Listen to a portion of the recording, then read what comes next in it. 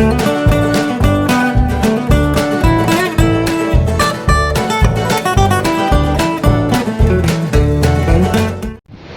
Bapak Ibu Saudara yang terkasih dalam Tuhan. Shalom. Puji Tuhan, kita masih bisa bertemu lagi dalam ibadah pada pagi hari ini. Mari kita sama-sama menyiapkan hati kita untuk beribadah pada hari ini. Saya berikan waktu beberapa saat untuk kita boleh menyiapkan hati kita, untuk kita boleh bersaat teduh sejenak. Mari kita naikkan syukur kita, ucapkan syukur kita atas berkat Tuhan bagi kita, atas penyertaan Tuhan bagi kita.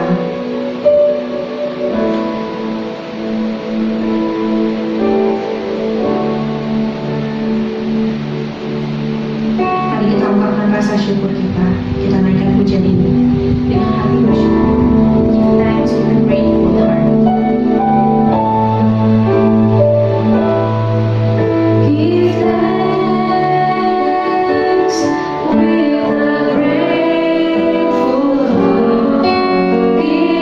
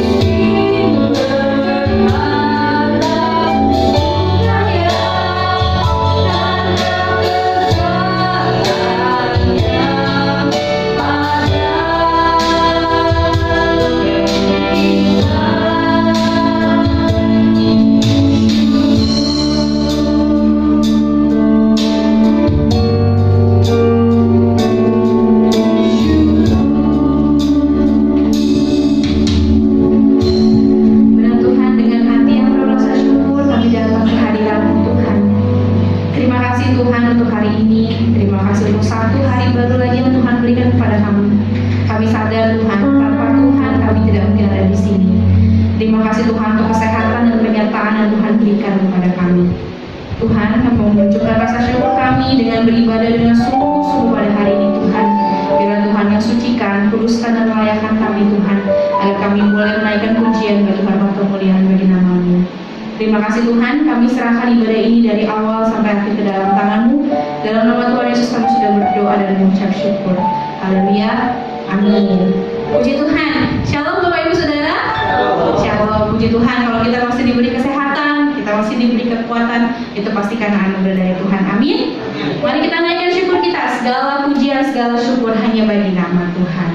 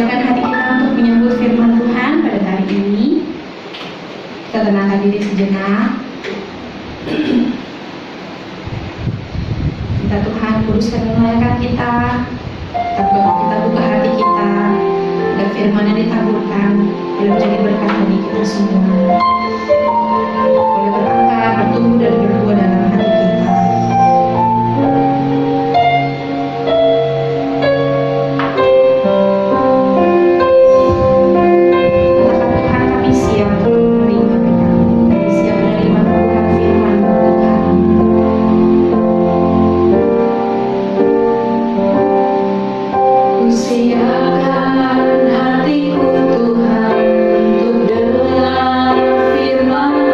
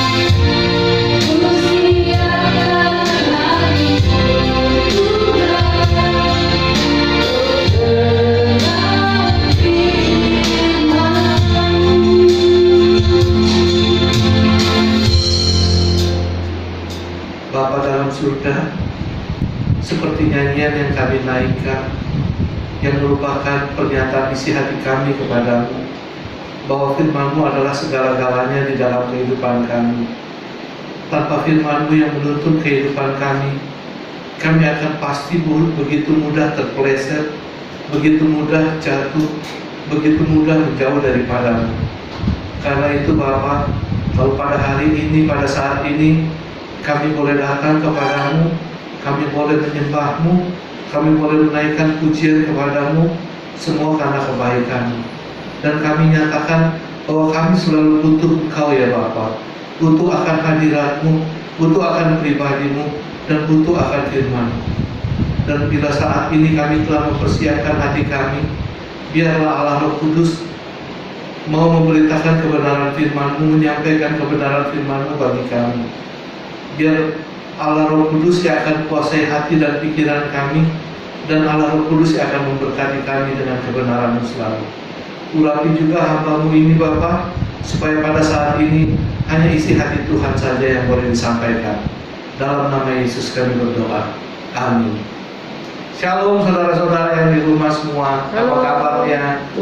Luar biasa ya, baik ya. Pasti luar biasa baik. Saya lepas dulu. Maaf saudara-saudara, nggak betah ngomongnya. Saudara, hari ini kita masih tetap ibadah online karena kondisi Jakarta begitu hebat, pandemi COVID-nya, begitu banyak orang-orang yang tertular, sehingga menyebabkan kita masih harus tetap beribadah secara online seperti yang kita lakukan sekarang ini, saudara. Hari ini kita akan belajar sedikit tentang kebenaran firman Tuhan yang terkadang suka dilupakan oleh anak-anak Tuhan. Ini satu kebenaran firman Tuhan yang Tuhan perintahkan, Tuhan nasihatkan kepada kita semua supaya tetap kita lakukan. Tapi ketika kondisi kita lagi sulit, ketika kondisi kita lagi susah, ketika hati kita lagi berduka, atau kita lagi kurang oke, terkadang firman ini suka dilupakan oleh anak-anak Tuhan. Saya percaya semua saudara-saudara pasti udah tahu apa yang akan kita bahas, yang akan kita pelajari saat ini, yaitu tentang mengucap syukur. Saya akan bacakan dulu saudara-saudara firman Tuhan tentang mengucap syukur dari 1 Tesalonika 5 ayat yang ke-18. 1 Tesalonika 5 ayat yang ke-18. Firman Tuhan mengatakan seperti ini: mengucap syukurlah dalam segala hal, sebab itulah yang dikehendaki Allah di dalam Kristus Yesus bagi kamu. Mengucap syukurlah dalam segala hal. Kalau firman Tuhan katakan mengucap syukurlah dalam segala hal, berarti kita harus tetap mengucap syukur, baik dalam keadaan baik maupun dalam keadaan sulit, dalam keadaan susah. Tapi kalau kita dalam keadaan sulit, apakah begitu mudah kita bisa untuk selalu mengucap syukur kepada Tuhan? Kita harus bicara jujur di sini. Kita harus bicara jujur di sini. Terkadang ketika keadaan kita lagi sulit, lagi susah, kita tuh mungkin sulit untuk mengingat nasihat Tuhan, perintah Tuhan ini. Hei, kamu harus tetap mengucap syukur sekalipun keadaanmu kurang baik, kurang oke. Memang kalau keadaan kita lagi baik-baik saja, lagi tenang-tenang aja, pekerjaan lancar, bisnis lancar, usaha lancar, udah itu naik gaji lagi, naik kedudukan lagi, pasti kita akan mudah bilang, oh iya Tuhan, kamsia Tuhan, Tuhan baik, saya semua mengucap syukur memiliki hal yang seperti Engkau. Tapi coba, ketika ada pencobaan bertubi-tubi datang kepada kita, ketika bisnis kita mau jatuh bangkrut, ketika usaha kita sepi, bahkan saat itu juga kita dibohongin orang, dibohongin teman baik, duit kita ditipu habis, bisakah kita begitu mudah mengucap syukur? Nggak begitu gampang, nggak begitu gampang. Memang orang dunia mengatakan itu hal yang wajar, Pak. Kalau kita sulit mengucap syukur dalam kondisi susah, itu biasa, itu hal yang wajar, hal yang umum, nature manusia seperti itu. Tapi bagi Allah nggak seperti itu. Sekalipun orang-orang dunia suka mengatakan, aduh, memang terkadang anak-anak anak-anak Tuhan, ini firman Tuhan yang ada dalam Alkitab ini, terkadang suka kelebihan. Kayaknya Allah menuntut suka terlalu tinggi, terlalu lebay. Coba bayangkan, ada firman yang mengatakan, kalau kamu ditampar pipi kirimu, kasih pipi kanan. Pantas nggak seperti itu? Orang dunia suka bilang, ya harusnya begitu dong. Ditampar pipi kiri, jangan mau kasih pipi kanan, kalau perlu dibalas. Karena itu orang dunia suka bilang, firman Tuhan itu suka lebay, suka kelebihan. Firman Tuhan juga ada yang bilang, kalau diminta bajumu, kasih juga jubahmu. Masa segala-galanya mau dikasih ke dia?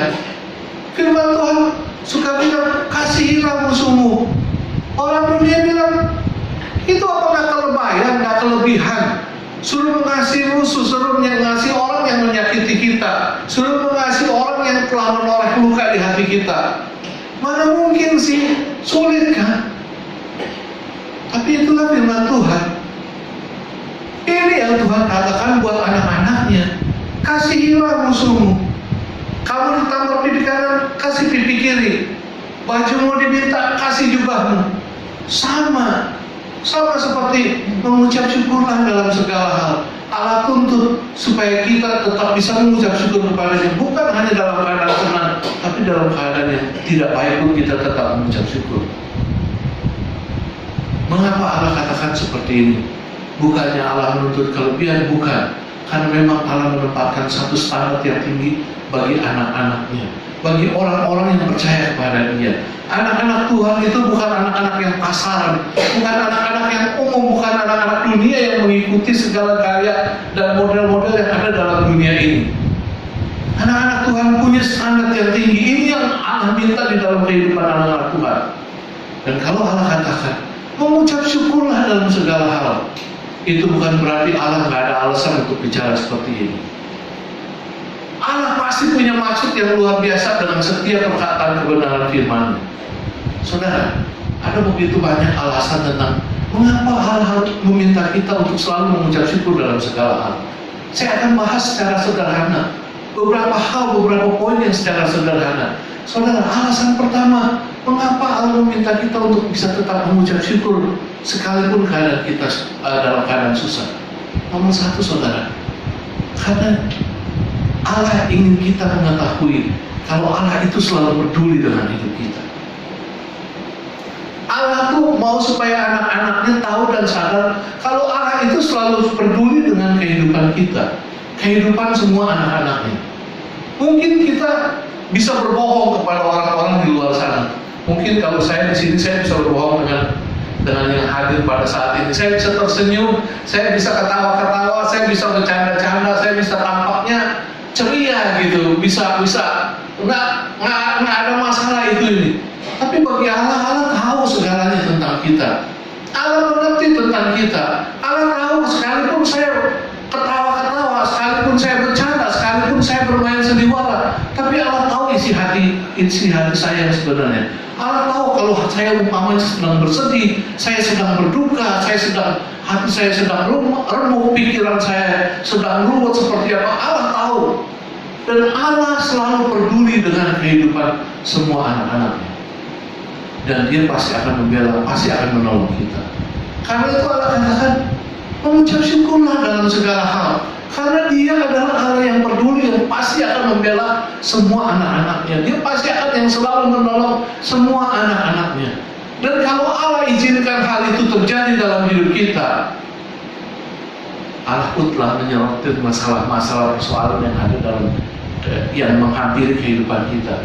Kalau masalah itu pasti akan sanggup untuk kita lewati, pasti akan sanggup untuk kita jalani, pasti akan sanggup untuk kita tanggung semuanya. Loh, kok bisa begitu? Iya benar, karena ini semua adalah janji Tuhan. Tuhan sendiri sudah berfirman. Saya bacakan dalam 1 Korintus 1 Korintus 10 ayat 13. Firman Tuhan mengatakan seperti ini. Pencobaan-pencobaan yang kamu alami ialah pencobaan-pencobaan biasa yang tidak melebihi kekuatan manusia, sebab Allah setia, dan karena itu Ia tidak akan membiarkan kamu dicobai melampaui kekuatanmu. Pada waktu kamu dicobai, Ia akan memberikan kepadamu jalan keluar sehingga kamu dapat menanggungnya. Ini loh jadi firman Tuhan buat kita. Ini yang saya katakan bahwa Allah itu selalu peduli dengan hidup kita. Enggak setiap persoalan datang kepada kita Allah izinkan begitu saja. Kalau Allah tahu persoalan itu bisa akan menghancurkan kita dan kita nggak sanggup untuk menanggungnya.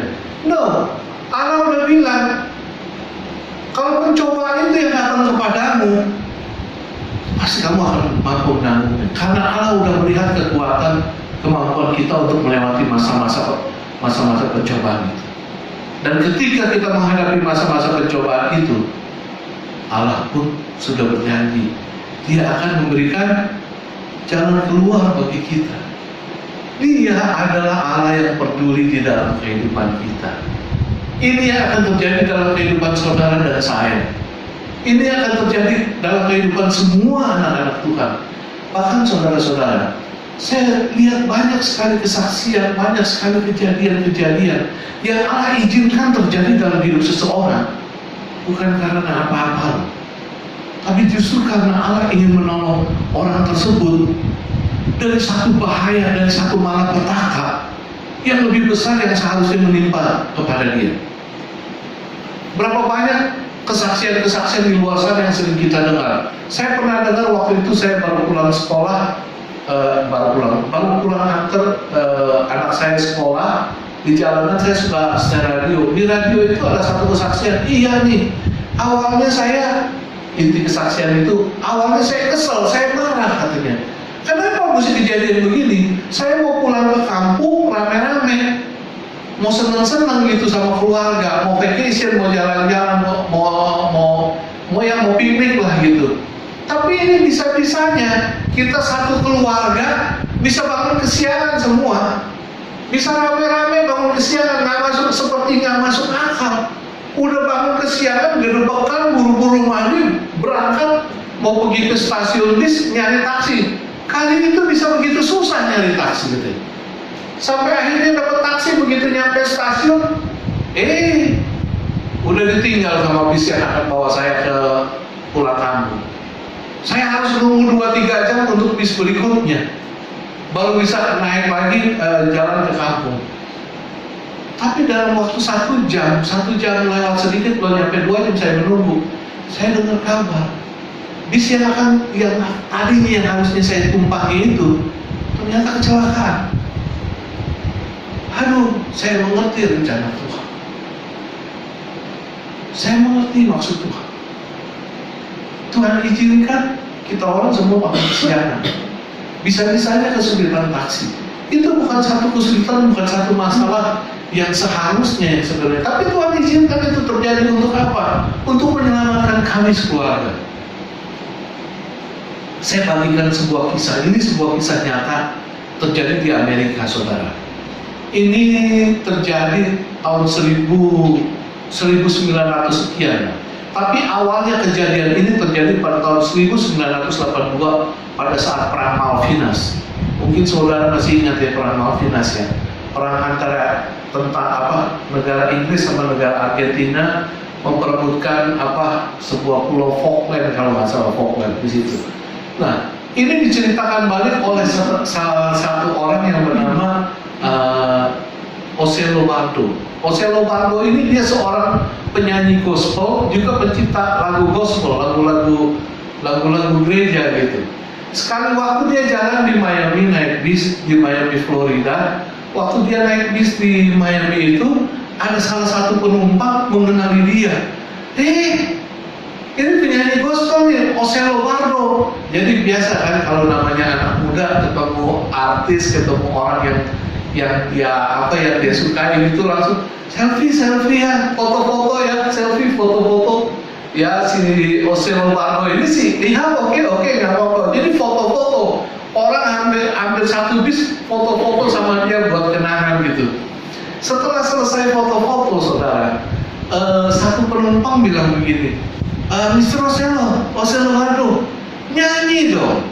Kamu nyanyi lagu gospel ciptaan kamu dong. nyanyi supaya kita bisa dengar maksudnya suara asli kamu nyanyi seperti apa gitu, merdunya seperti apa. Terkadang kan suka beda sama suara rekaman. Nyanyi lagu ciptaan kamu, Mr. Osel Lombardo. Lalu si Osel Lombardo ini bilang begini, oke, saya akan nyanyi. Dia bilang, cuman saya nyanyi bukan lagu ciptaan saya. Saya akan nyanyi sebuah lagu, ini lagu kesukaan mama saya, kesukaan ibu saya. Ibu saya sering sekali menyanyikan lagu ini.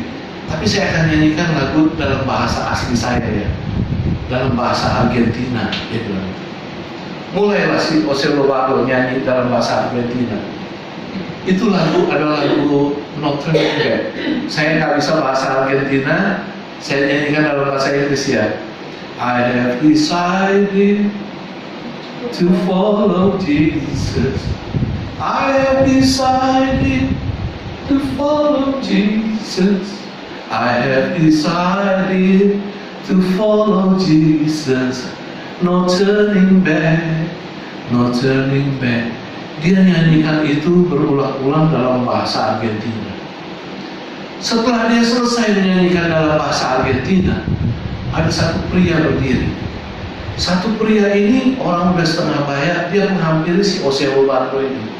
Waktu dia hampiri si Osel Lombardo ini, dia bilang, Osel Lombardo, apakah kamu orang Argentina?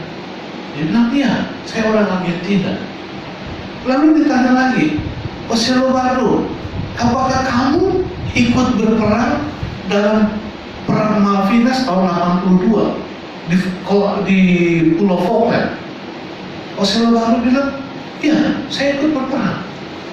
Apakah kamu waktu itu ikut berperang disebutin salah satu kota, salah satu daerah yang ada di kota di Pulau Falkland itu, di daerah sini?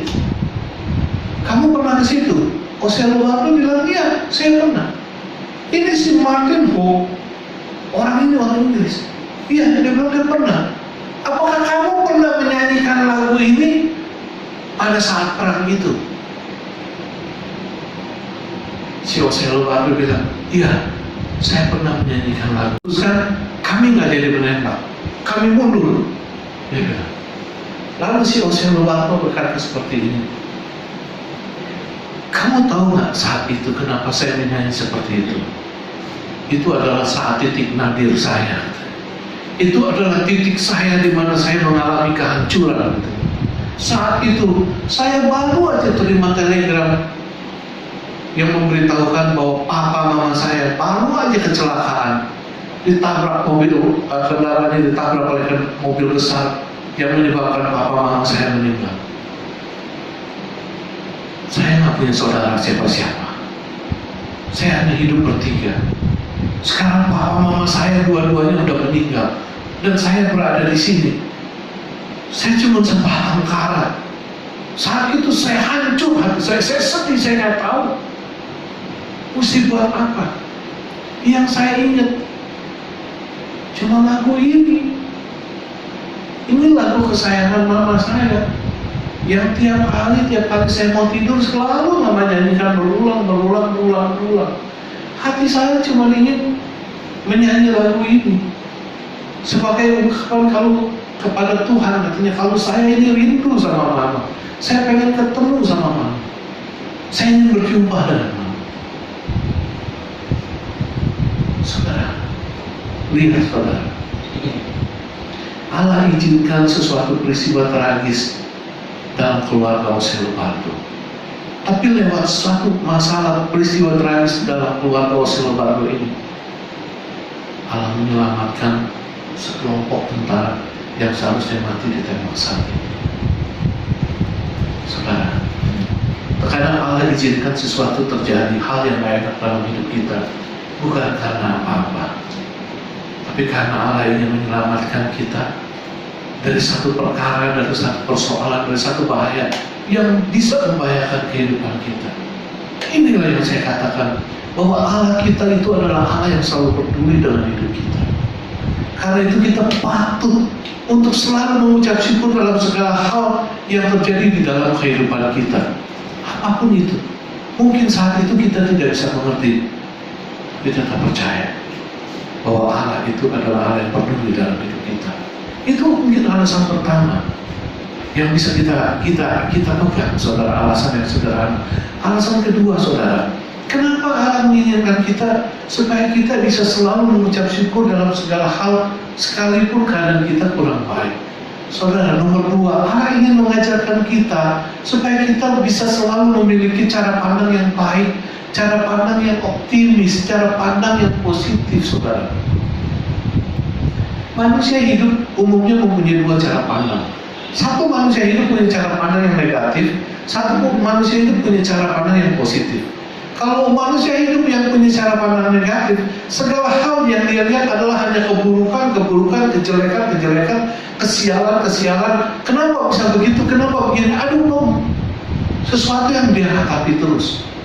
Tapi kalau orang yang mempunyai cara pandang positif, cara pandang yang optimis, cara pandang yang baik, yang benar, dia pasti akan bisa melihat sesuatu yang baik di balik satu peristiwa. Dia pasti akan bisa menangkap ada sesuatu yang luar biasa yang mungkin Tuhan sedang siapkan dalam satu perkara. Dan kedua cara pandang ini punya arti untuk untuk tindakan dia selanjutnya. Ketika masalah itu datang menghampiri kita, kalau kita punya cara pandang itu selalu negatif, selalu pesimis, maka kita akan gampang runtuh, kita akan gampang layu, kita akan gampang jatuh, kita akan gampang mudah terjerembab habis. Tapi kalau kita punya cara pandang yang positif, yang yakin, yang optimis, yang benar, bisa melihat sesuatu yang baik di balik satu peristiwa, maka kita untuk selanjutnya kita nggak gampang dihancurkan. Dan orang yang punya cara pandang positif ini adalah orang yang bisa mengucap syukur kepada Allah. Orang yang bisa mengucap syukur kepada Allah itu bisa melihat bahwa di balik satu peristiwa itu ada satu hal-hal yang baik yang sebenarnya Allah berikan, Allah siapkan untuk pribadinya. Saya kasih contoh, saudara. Orang yang mempunyai cara pandang negatif dan orang yang mempunyai cara pandang positif.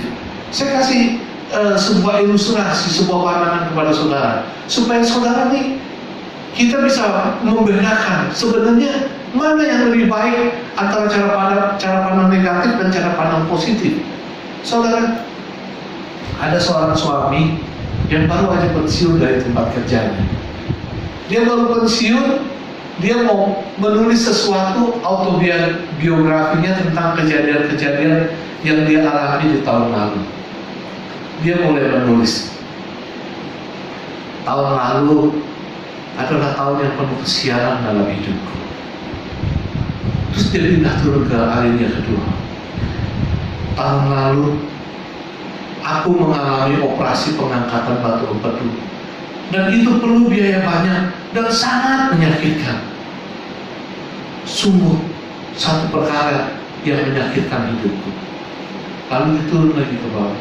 Dia tulis lagi, tahun lalu aku pensiun dari tempat kerjaku.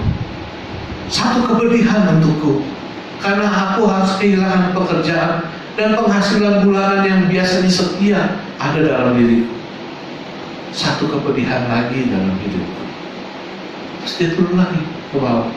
Dia tulis, tahun lalu papaku meninggal dunia. Papa orang yang paling mengerti dan paling aku sayangi telah kembali ke rumah papa. Satu kepedihan, satu rasa sakit yang begitu merobek hatiku. Dia turun lagi, satu lagi ke bawah. Dia tulis lagi, tahun lalu anak laki-lakiku mengalami kecelakaan hebat yang mengakibatkan mobilku hancur dan memerlukan biaya yang besar dan menghabiskan tabunganku, sehingga keuanganku benar-benar dalam keadaan terjepit. Satu kesialan lagi bagi keluarga. Lalu dia tulis, terakhir kali dia tutup tulisannya dengan berkata, tahun lalu adalah tahun penuh dengan kesialan bagi diriku dan keluarga. Si istri melihat, suaminya kok tulis seperti itu. Autobiografinya tahun lalu penuh dengan kesialan dalam hidupnya. Si istri lalu dia ambil satu kertas putih, dia ambil sebuah pena, si istri mulai menulis. Tahun lalu adalah tahun yang penuh dengan kebaikan Tuhan. Dia mulai menulis, tahun lalu suamiku mengalami operasi pengangkatan batu empedu. Tuhan, terima kasih Tuhan, karena suamiku telah terlepas dari penyakit yang menyiksanya selama ini. Dia turun ke hal yang kedua. Tahun lalu suamiku pensiun dari pekerjaannya yang sudah digelutinya selama 30 tahun. Tuhan, kamsia Tuhan, karena Tuhan telah menyertai suamiku selama 30 tahun dalam pekerjaannya tanpa ada kecelakaan sedikit pun. Tuhan, Kau sungguh baik. Dia turun lagi ke hal yang satu. Dia tulis, tahun lalu papa mertua saya dipanggil pulang ke pangkuanmu. Terima kasih Tuhan, sudah 94 tahun mertua saya Tuhan telah pelihara dengan baik, dan Tuhan telah panggil pulang ke rumah tanpa harus mengalami satu kesulitan, satu kesusahan yang hebat. Tuhan baik bagi keluarga saya. Dia tulis sekali lagi di bawah, tahun lalu anak kami mengalami kecelakaan mobil, kecelakaan yang hebat dan berbahaya. Tuhan, sekali lagi terima kasih Tuhan, karena dalam kecelakaan hebat itu Tuhan telah jaga anak saya sehingga anak saya tidak terluka sedikit pun. Tuhan sungguh baik. Tuhan sangat baik bagi keluarga saya. Dia tutup dengan sebuah ini. Tahun lalu adalah tahun yang penuh dengan kebaikan Tuhan, kebaikan Tuhan, kebaikan Tuhan bagi keluarga saya. Saudara bisa mengerti dari ilustrasi ini, peristiwanya semuanya sama, kejadiannya semuanya sama, cuma sudut pandangnya berbeda. Di sini kita bisa tahu mana orang yang bisa mengucap syukur kepada Tuhan, mana orang yang selalu mengeluh dan mengajar mengucap syukur. Orang yang bisa mengucap syukur kepada Tuhan, dia adalah orang yang bisa melihat sesuatu hal yang baik, bisa memandang dengan benar atas satu peristiwa yang terjadi, bisa melihat kebaikan-kebaikan Tuhan di balik satu peristiwa yang menyakitkan yang tersebut.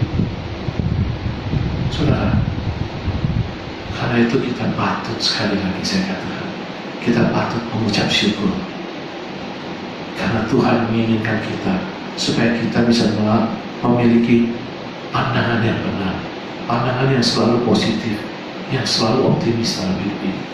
Lalu nomor 3 yang terakhir, saudara, kenapa Tuhan mau supaya kita selalu mau mengucap syukur sekalipun keadaan kita kurang baik? Yang terakhir, karena Tuhan mau kita menyadari bahwa Tuhan itu selalu baik dalam hidup kita. Kalau saya tanya sama saudara-saudara semua, apakah Tuhan selalu baik dalam hidup kita? Saudara berani katakan amin? Berani katakan amin? Kalau saya akan katakan yes, amin. Aminnya kencang, aminnya gede. Ada satu lagu pujian, saudara pasti tahu. Semua baik, apa yang kau perbuat di dalam hidupku.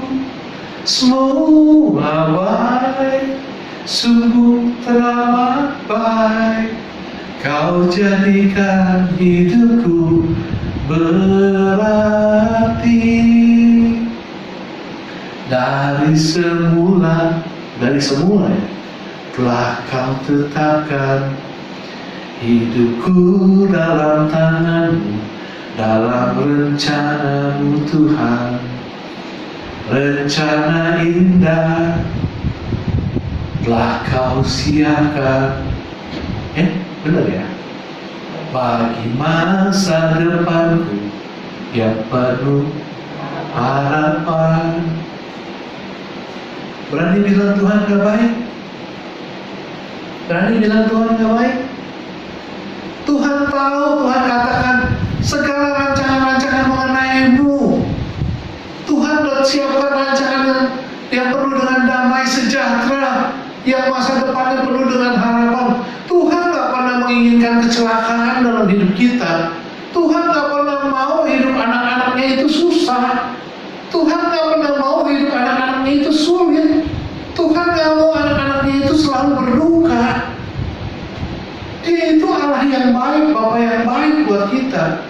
Kalau kita sebagai orang tua di dunia ini aja bisa jaga anak-anak kita dengan sebaik-baiknya, bisa berikan yang sebaik-baiknya, kita nggak mau terjadi sesuatu sama anak-anak kita, apalagi Bapa kita yang di surga. Dia pasti akan memelihara hidup kita dengan sempurna. Karena itu kalau Tuhan izinkan sesuatu terjadi dalam hidup kita, bukan berarti Allah masuk bodoh. No, Dia tetap baik dalam hidup kita. Dia tetap bela kita, Dia tetap tolong kita, dan Dia tetap jaga kita. Saudara percaya kalau kita baik?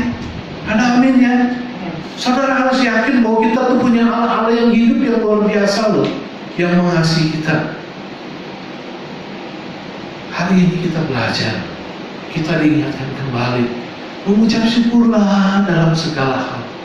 Itu yang dikehendaki Allah dalam Kristus Yesus bagi kamu. Tuhan mau ingatkan kepada kita, kalau Allah itu selalu peduli dengan hidup kita, kalau Allah itu selalu baik kepada kita, dan Allah mau supaya kita bisa memandang sesuatu yang dengan baik dan benar atas segala hal yang terjadi dalam kehidupan kita. Amin. Tuhan memberkati. Boleh saya minta kita naikkan sebuah lagu? Kita nyanyikan lagu semua baik.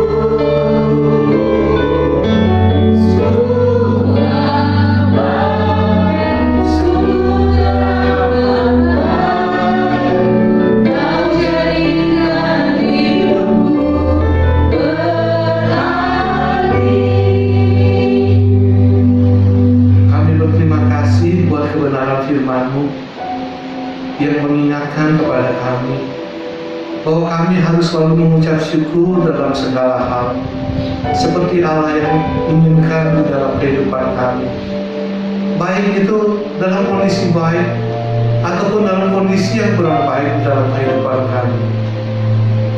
Karena Allah ingin mengingatkan kepada kami bahwa sesungguhnya Allah selalu peduli dalam hidup ini. Allah selalu peduli dengan keadaan kami, bahwa Allah itu selalu baik di dalam hidup kami. Dan Allah menginginkan supaya setiap anak-anaknya bisa mempunyai pandangan yang benar, pandangan yang positif, bisa melihat kebaikan-kebaikan Tuhan di balik setiap peristiwa yang Tuhan izinkan terjadi di dalam kehidupan anak-anaknya. Bapa, terima kasih Bapa. Bapa mengingatkan itu semua kepada kami. Di tengah-tengah kesukaran dunia, di tengah-tengah kesukaran akibat pandemi COVID-19 ini, banyak orang-orang, banyak anak-anak Tuhan yang mengalami kesusahan. Tapi kami tetap belajar untuk bisa mengucap syukur kepada-Mu, karena kami tahu Tuhan Yesus selalu menyertai kami. Karena kami tahu kami memiliki Allah yang hidup, yang selalu peduli dan sayang kepada kami. Terima kasih Tuhan. Terima kasih kebenaran firman-Mu yang boleh kami dengar pada saat ini. Biarlah ini semua boleh tertanam dalam hati kami dan boleh kami lakukan di sepanjang hidup kami. Di dalam nama Yesus kami berdoa. Amin.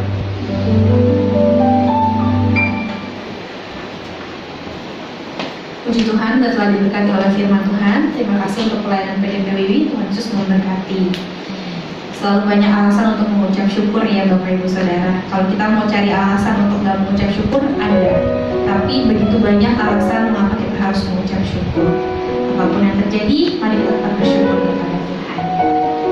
Oke, sedikit pengumuman untuk Bapak Ibu yang rindu untuk memberkati gereja kita melalui persembahan, bisa transfer ke rekening yang ada di sebelah kiri saya. Mari kita juga belajar untuk memberkati gereja kita supaya kemuliaan Tuhan tetap nyata melalui gereja kita. Amin. Puji Tuhan, kita akan akhiri ibadah kita pada hari ini. Mari kita menaikkan pujian. Sekarang aku mau puji-Mu Tuhan. Nanti untuk doa syafaat akan dibawakan oleh diaken Leluhur. Sekarang ku memuji-Mu, Allah yang setia, yang tak pernah meninggalkan perbuatan tangan-Mu. Sekarang ku menyembah-Mu, Allah yang mulia, sempurna dan sabit-Mu. Agar indah bagimu.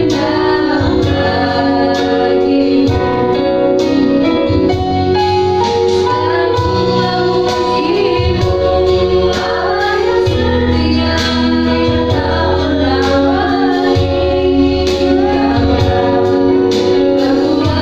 tangan-Mu.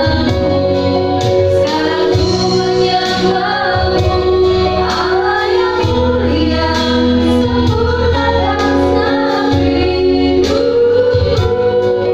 Agar indah bagimu, agar indah bagimu.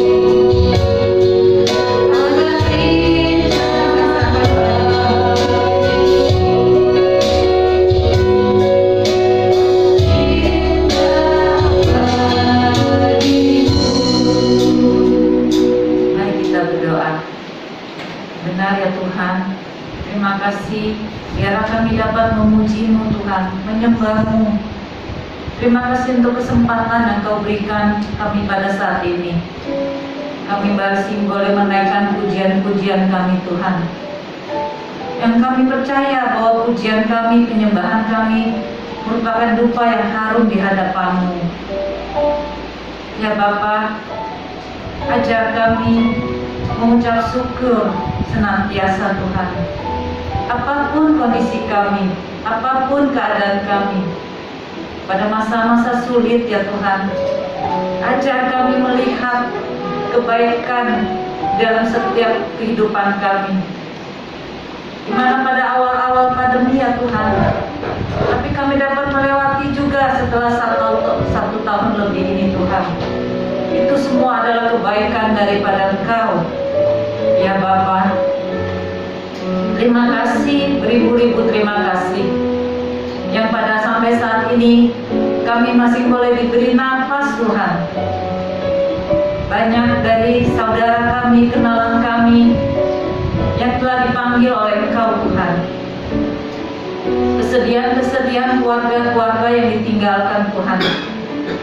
Kami percaya Tuhan, Di balik semua ini ada kebaikan, ada rencana-Mu yang indah Tuhan. Ajar kami lebih lagi ya Bapa, untuk mengandalkan Engkau dalam setiap langkah hidup kami. Terima kasih ya Bapa. Kami serahkan seluruh hidup kami ini ke dalam tangan-Mu Tuhan. Karena kami percaya rancangan-Mu yang terbaik dalam hidup kami. Sekali lagi terima kasih Bapa. Engkau memberkati PDM Wibikarta ya Tuhan. Dimanapun beliau Engkau utus, hanya nama-Mu yang dipermuliakan. Engkau memberkati keluarga besarnya ya Bapa. Terima kasih juga untuk Ibu Gembala kami ya Tuhan. Engkau memberikan kesehatan, panjang umur, hikmat, marifat yang daripada-Mu.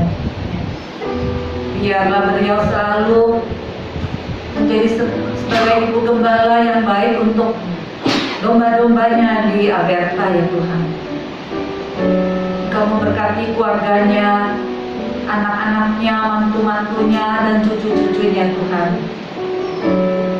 Ya Bapa, kami serahkan seluruh jemaat Aberta ke dalam tangan-Mu. Engkau memberkati jemaat Aberta dimanapun mereka berada, yang pada saat ini kami masih belum dapat berkumpul di rumah-Mu ya Tuhan. Di rumah masing-masing kami dapat beribadah juga Tuhan. Engkau memberkati satu persatu ya Bapa. Mungkin ada yang sedang sakit, mungkin sedang ada gangguan finansial Tuhan karena pandemi ini. Kami percaya oleh biru-biru darah-Mu kami telah disembuhkan dalam nama Tuhan Yesus. Juga untuk yang mengalami masalah ekonomi ya Tuhan, Engkau turunkan hikmat marifat yang daripada-Mu, sehingga dapat melihat dari satu sisi, sehingga kami dapat melewati semua pandemi ini ya Tuhan. Engkau juga memberkati bangsa kami Indonesia Tuhan. Berilah roh takut kepada Bapak Presiden kami, Wakil Presiden kami, dan segenap jajaran menteri ya Tuhan. Engkau memberikan hikmat yang daripada-Mu untuk melewati pandemi ini Tuhan. Yang di luar kami boleh merasa banyak berita-berita yang menakutkan bagi kami Tuhan. Engkau yang akan memberikan jalan keluar untuk negara kami ini. Terima kasih. Kami percaya kami ditempatkan di Indonesia ini ya Tuhan. Ada maksud untuk kemuliaan nama-Mu. Ya Bapa, kami serahkan seluruh hidup kami ini. Kami serahkan doa-doa kami ini. Kami landaskan doa kami ini hanya di dalam satu nama, Tuhan Yesus Juru Selamat kami yang hidup. Untuk doa berkat Ibu Gembala.